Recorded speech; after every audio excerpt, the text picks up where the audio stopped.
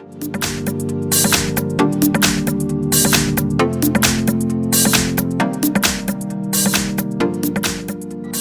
I have KRUGER MATZ Live 7 and let me show you how to set up date and time settings on the following device. So at the very beginning, let's start by using your home screen. Then you need to find and select the settings, scroll down to the bottom of the list and choose the system. Now select date and time, and as you can see, you can automatically set up the date and time by using your GPS or by using your network provider, or you can just use off option, and right now you can set up your date and time manually right here.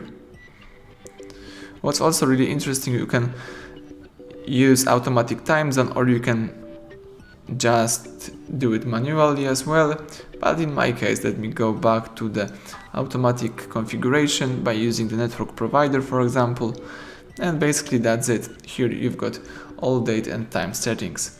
So thank you for watching, please subscribe our channel, leave thumbs up under the video.